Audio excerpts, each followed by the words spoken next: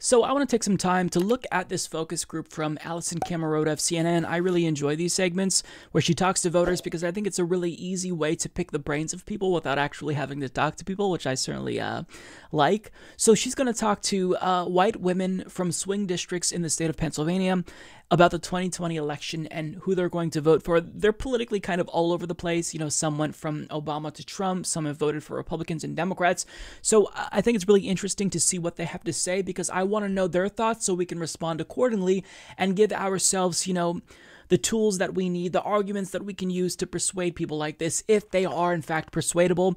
Now, I'm thinking that this is probably going to be a train wreck. So we'll see. I haven't seen this, so I'm watching this for the first time. My reaction is genuine, but nonetheless, let's go ahead and hear what they have to say.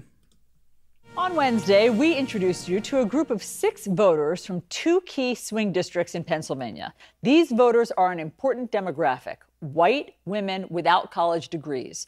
All say they vote for the person, not the party.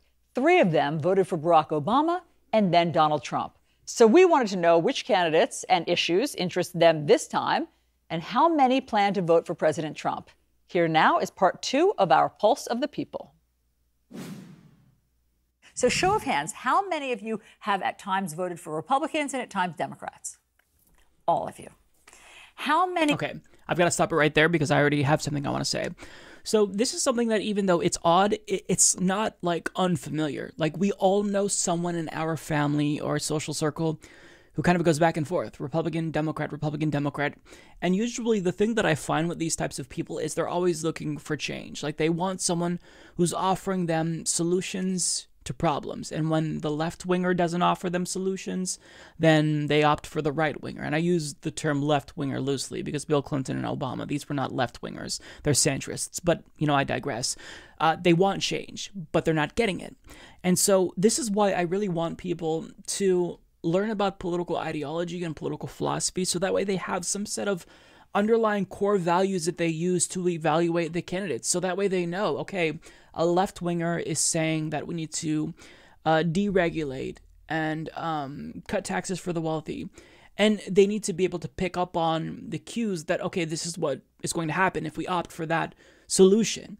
But you see, people, they don't have time, right? They're working too much. They're overworked, underpaid, and they don't have time to pick up on these types of things. They don't have time to educate themselves. So this is where you and I come in, where we have to educate them and let them know who is and isn't the real deal. But I mean, this is not uncommon, even though it's weird. Like I couldn't imagine going back and forth. I know people who have done this. Like my dad is a perfect example. He voted for, I believe, Bill Clinton, hated Bill Clinton. Then he voted for George W. Bush, hated Bush. Then he voted for Obama and, you know, was incredibly enthusiastic. Did not like Obama one bit, so he opted for Bernie in 2016. But the thing about that is Bernie lost, and I don't know if he even participated in the general election in 2016. I tried to convince him to still vote regardless because of all the, you know, ballot initiatives and whatnot. If he did vote, I think he probably voted for Jill Stein. But either way, like, I know these types of people, and the reason why nobody's been able to produce a solution, no politician has been able to produce a solution that works, is because the system itself is able to easily co-opt people in one way or another. So we keep getting the same result, even though there's different politicians and there's still continuity because, I mean, we're not actually getting anyone who's doing the change they say they want. Of you voted for President Obama and then voted for President Trump. Okay, so Marianne, explain how you were able to vote for both. I voted for Trump because he was not a politician. You get tired of the same old from Washington, and I really wanted someone that would make big changes. President Trump, he said he was going to take care of us and he was going to make sure we had more money in our paychecks. Did he, though? And help us out because Did he? You go to work, you work hard and you have nothing, and then there's people that don't even work that have more than I do. Has your life economically... I want to stop that right there because what she's essentially alluding to is this residual notion that, you know, dated back to the Reagan era, that there are these welfare queens that they don't work, but they live off of welfare and they have these lavish lives. You know, their fridges are stocked. Meanwhile, you're working 9 to 5 and you're struggling. You're overpaid and you're overworked and underpaid. I just used that same phrase and I fucked it up already. But regardless, you're overworked and underpaid, and you feel like, oh, these people who aren't working, they have it all. But what people like this don't realize is that that's not true. That's factually incorrect. People are struggling. The reason why you are working so hard and you really don't see the fruits of your labor is because capitalists decided that they could make more money if they deny you the value produced by your labor. This is capitalism's doing. This is the result of capitalism. They wanted to maximize profits and, pay their CEOs more. So as a result, that means that you're going to get less. This is what happens. So it's not, the people who are on welfare or the immigrants who are the reason why you're hurting. It's capitalism. And this is why I really think education is so important, because people don't know that the system is designed to make people feel like they are desperate, right? Because that's what's happening. We have income and wealth inequality that is absolutely insane. We just got over the 2008 Great Recession, and even though the economy and the stock market has recovered, normal people aren't really seeing the benefits of that gain. So people, they need someone to blame, and rather than blaming the system, they blame their peers because this is what they were told. And I don't know how we move beyond that. How do we get past this welfare queen notion, which is completely bogus? People on welfare are absolutely struggling and desperate. I was on welfare at one point, and I can tell you, I didn't want to stay on welfare because I didn't want to be extremely fucking poor, right? And living off of food banks. Like whatever I got from food stamps, my family when we were younger, whatever we got from food stamps, it wasn't enough. So we had to go to food banks. So, I mean, it's not like they're living these lavish lives. Like people want to work, most people, because they want to make money. They want to be able to survive and sustain, an income that will actually allow them to buy a house, buy a car. But that's not the economy that we live in anymore. That's not the reality. Things have changed because the system is rigged, because that's exactly what we can expect from capitalism. But I'm going to go off on an anti-capitalist tangent, so let's go ahead and just get back to the video, and I'll shut the fuck up. Actually improved under President Trump. I have a lot more in my paycheck. I do have more in my paycheck as well. My stock portfolio is doing great. That too. See, maybe that's why I look at the economy different. I'm not where a lot of you are financially, I don't think. I'm pretty darn low income. My family has received food stamps personally. What do you do for a living? Till recently, I worked at a grocery store, and now I am running a cafe. Do you think that the economy is doing great? No. I think the economy for the upper middle class has gotten better, and that's great for them. But the economy hasn't gotten better for me. Crystal, you voted in 1992 for Bill Clinton. You didn't vote again in an election until 2016. Is that right? Donald Trump was running, and I said, finally, another businessman, and I got fired up. Has he lived up to your expectations? Absolutely. I think he's doing just fine. If he says, this is what I'm going to do at this timeline, he does it. Well, he hasn't built the wall. That was one of his main I was just going to say promises. So, I mean, do you hold that promise against him? No, because isn't the whole wall part of getting the money from Congress too? And isn't Congress stopping him from getting the money? He said Mexico was going to pay for it. Okay, I feel like this is someone who is probably too far gone. Like, it's very easy to become susceptible to whatever bullshit you hear on Fox News if that's kind of the bubble that you insert yourself in, right? So I'm sure she drank the Kool-Aid and now she's too far gone. She went from Bill Clinton to Donald Trump. That's quite the shift. But I mean, to be satisfied with Donald Trump, you can't be satisfied with Trump if you know the whole picture. Like if you know that he is bombing children in other countries. Our bombs are being sold to Saudi Arabia and they're using it on babies. How can you still support him knowing that? Like when I found out that Obama had increased the drone war that was initiated by George Bush, he lost my support essentially. And I was late to the party, right? I had cognitive dissonance and I didn't want to realize it. And maybe she's experiencing this. But I mean, if you know everything, you can't unknow that, right? You can't take back that knowledge. You can't put the cat back in its bag. So she doesn't have the full picture if you still support Donald Trump. He cut his own taxes. That's his one major legislative achievement. He cut his own taxes. How can you be satisfied with that? I don't get it. climate change, still doesn't even acknowledge that it's a real thing. What little progress we've made under Obama, he's undoing that. And even though the Paris Climate Accord wasn't that substantial, it was something. So I feel like she's probably too far gone, but other people here, probably not as much. I don't know. It just depends. I have to see what they say. Where's the money going to come from? Is he just supposed to print it right there at the White House? Well, he did take Mexico, some from the I defense think budget. It's coming from Mexico, was the campaign promise. I believe that's literally a quote. How many of you, if the election were held today, show of hands, would vote for President Trump? Oh, that's Okay, good. Just one one. of you would. Lisa Just Marie, one. are you on the fence?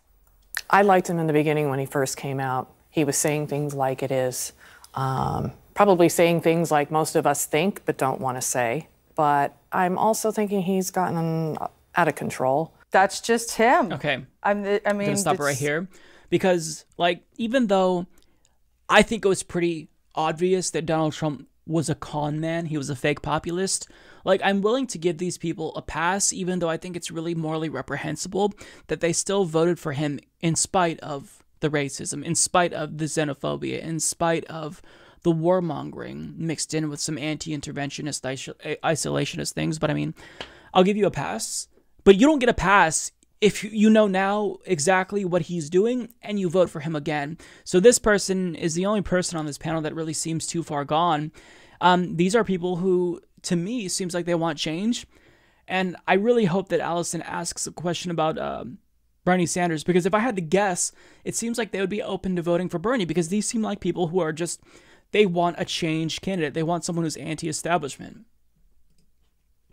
Watch him from the 80s on. He's just, I mean, he used to go on the Oprah show and stuff. He's just always been so candid about, I can do that movie star, or I can do this.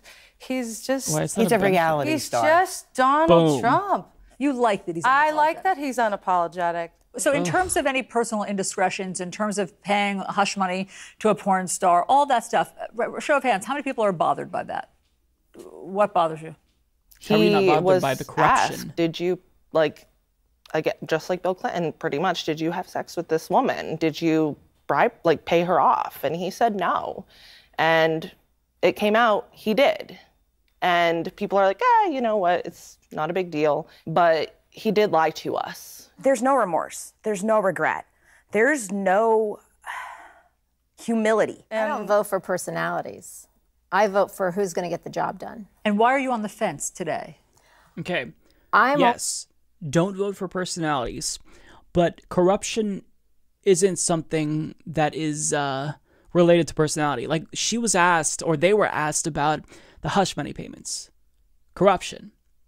How can you just excuse that? Like, if you realize that money in politics and corruption is an issue, it's rampant, and he wanted to drain the swamp, but yet he's obviously corrupt, obstruction of justice, the hush money payments, the emoluments clause violations, how can you just, like, overlook that? Like, that has to be a massive caveat, even if you like his policies, right? Like, I don't know that I could support Bernie Sanders if he was that corrupt, but if I did, which I probably wouldn't, I'd still have to say, look, in spite of the corruption, I like the policies, but they're not, like, they're just kind of sweeping it under the rug, and that's what I don't get about Trump supporters. Like, it's a cult, right? It's they just don't really care. I hate corruption, but Trump's corruption, that's okay. The Democratic Party's corruption, that's bad, but Trump's corruption, it's not really corruption. Here's an explanation, X, Y, and Z for it. Or also, Obama did it. There's no consistency here. And the problem with American politics is it is really personality driven. Like, people don't necessarily care as much about policy when it's all said and done. You put policy front and center insofar as, your policy ideals align with the candidate's vision of what they want, what he or she wants for the country. And that's not the way that things should be. You should have a cohesive political ideology and set of policy preferences that you put front and center. And if a candidate deviates from that, then you stop supporting that candidate. That's the way that it should be. And policies are something that matter to people, right? Like, I'm not trying to say that people don't care about policy, but politics is more personality driven than I think that I've acknowledged before, and it's really frustrating. That's kind of becoming evident throughout the course of the 2020 Democratic Party primary, but I'll let them go ahead and finish because we're almost done with this. On the fence until I make the decision. I like to wait for the debates. I want to see who is out there. But I mean, there's so many candidates right now. I can't even pretend to know everything about all of them, or even most of the things about all of them. Is there any Democrat that speaks to you or that appeals to you? Pete Buttigieg. Oh, kill me. I mean, that guy, he's a Harvard graduate. He was in the military. He's smart. He's just articulate. He has great ideas. How do you go from Trump to Pete to me. Buttigieg? Show of hands, how many people like Pete Buttigieg? Marion, is there any Democrat thus far that has appealed to you or that you think jumps out? Biden right now seems to jump out, but it can change because I think they keep saying they're going to bring on someone that they haven't announced yet. Who's they? The Democratic Party. I didn't hear that. So I'm just waiting, but it's gotten to the point where you don't know who to believe anymore. I'm going to be totally honest. Once again, I listen to media, I listen to people here, there, in restaurants, and kind of forming my opinions from other people's opinions. No, and don't then do I just that. started Don't do researching and looking and looking at different articles and going to Hillary Clinton. I always thought Benghazi, Hillary, that was her deal, the emails and everything. But once you read enough articles and you look at a lot of things, she really didn't do anything wrong. Interestingly enough, I was actually shocked by that. Hillary sucks. This is what I heard, God, and this is what I thought. We are in this polarized world right now where everybody only goes to their own news source that they think that speaks to them. And I do think a lot of Americans just don't have the time or the energy or have the right information or interest. It could be a full-time job for some people. I think that's really a great point. Okay, so let's lightning round. One word, we'll go around to describe how you see the 2020 race. Do you want to start, Allison? Sure. Polarizing. Confusing. Too much information out there, you're saying? Yes. Intriguing. Trump. God, shut up. She's so I annoying. have to just say change. I don't know if I can say it in one word. I really just think it's going to be enlightening. That was bad.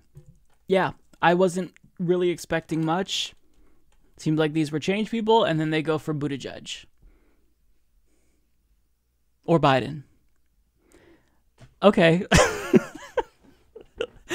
People don't know what they want. I don't know what people want. Everything is stupid, and we are living in hell. Like, I get it. People don't have time. People, they don't necessarily have the time to go through and research all these candidates and learn about their histories. But Bernie Sanders now, he's been in Congress for 350 years. He has he's been saying the same things. He has a consistent record. I mean, if you're an anti-establishment, pro-change candidate, how do you just not automatically opt for someone like that? Right?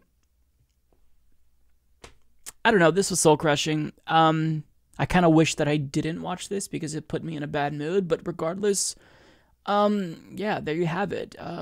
White women from swing districts in Pennsylvania. They're either rah-rah Donald Trump or they love Pete Buttigieg or Biden. So, in other words, we are all totally fucked because, yeah, these people will... They may not necessarily decide the primary, but they're going to be really important in the general. And yes, this is just an anecdote, right? This is 6 people. But still, I think that these are important because it gives us a little bit of insight into the minds of people. And, yeah, that person has drunk the Trump Kool-Aid, so she's too far gone. And a lot of them like Pete Buttigieg. I mean, who he appeals to, it makes no sense to me. This is someone who is elitist. Like, you support Donald Trump. I think that person who was, talking about all the things about Pete Buttigieg that she liked, I think that she was a Trump voter. No? Am I not remembering that correctly? Let me go back. 2 of our Pulse of the People. And I for Trump because he... All of you. For Republicans and at times Democrats. All of you. How many of you voted for President Obama and then voted for President Trump? Okay, so Marion, she did vote for Trump. So you went from Donald Trump to Pete Buttigieg. They are polar opposites. One had this anti-establishment, pseudo-populist appeal because he wasn't an elitist, right? He spoke with, a 3rd grade level vocabulary, and now you're going to Pete Buttigieg, who sniffs the smell of his own farts out of a wine glass, who speaks 32 languages. I don't get it. Like, this doesn't make any sense to me. But, Whatever. Mike is the worst progressive on YouTube. Please don't subscribe to him or become a patron. David Dole is so much better. Trust me, folks, he's doing a great job. He really is, okay?